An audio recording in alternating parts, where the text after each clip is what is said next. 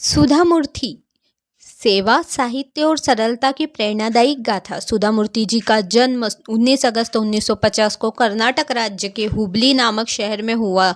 उनका पूरा नाम सुधा कुलकर्णी था। उनके पिता डॉक्टर R.H. कुलकर्णी एक प्रसिद्ध सर्जन थे और माता श्रीमती वीणा कुलकर्णी एक गृहिणी थी।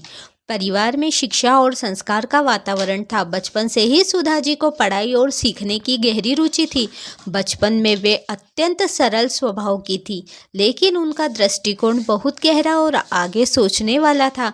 घर की स्थिति ठीक नहीं, परंतु उन्होंने कभी भी ऐशो आराम की आदत नहीं डाली। उनका पालन पोषण भारतीय परंपरा और नैतिक मूल्यों से भरा हुआ था। सुधा जी को गणित और विज्ञान में विशेष रुचि थी।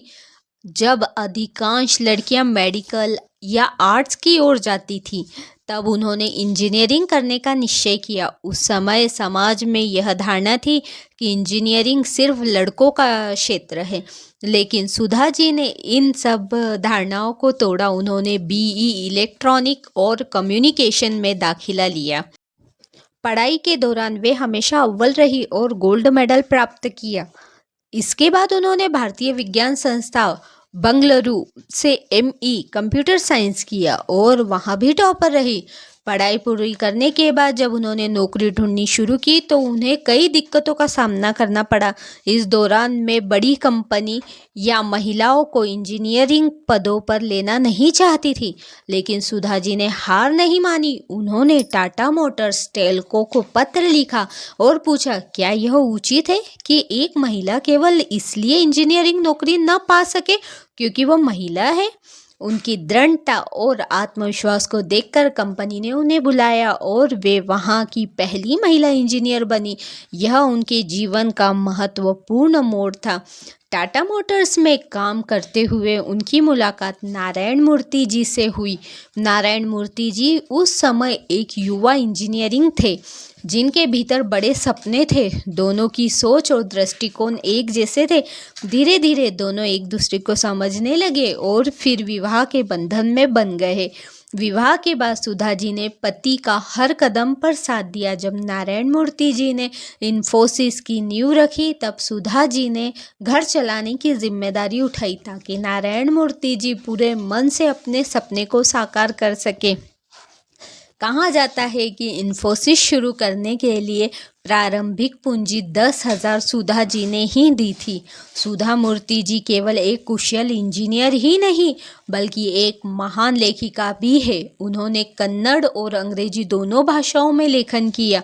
उनकी किताबें सरल भाषा, गहरे विचार और मानवीय संवेदनाओं के लिए प्रसिद्ध है। Wise and otherwise, the old man and his god, dollar Bahu, how I taught my grandmother to read, Mahashweta, house of cards, 3000 स्टेचेस।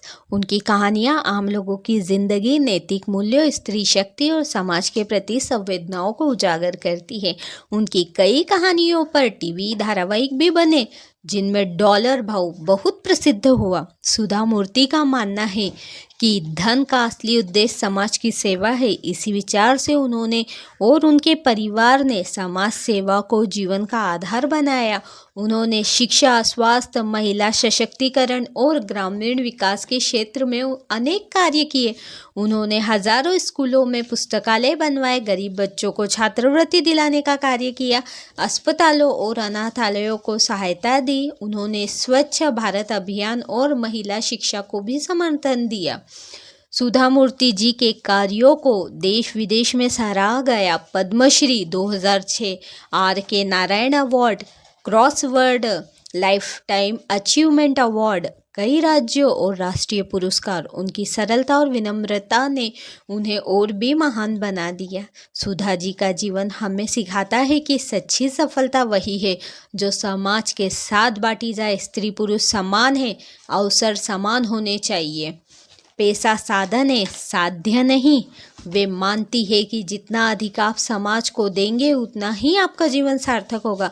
निष्कर्ष, सुधा मूर्ति जी का जीवन संघर्ष, त्याग, सेवा और प्रेरणा की गाथा है। उन्होंने दिखाया कि एक महिला यदि ठान ले तो वह इंजीनियरिंग जैसे पुरुष प्रधान क्षेत्र में भी अपनी पहचान बना सकती है। उन्होंने यह भी साबित किया कि साहित्य और समाज सेवा मिलकर इंसान को सच्चे अर्थों में महान बनाते हैं। उनकी सरलता, करुणा और सेवा भावना हर किसी के लिए प्रेरणा है। मुझे उम्मीद है कि ये वीडियो आप लोगों को बहुत ही पसंद आया होगा। तो वीडियो पसंद आया तो प्लीज़ लाइक करें, सब्सक्राइब करें और शेयर करें। धन्यवाद।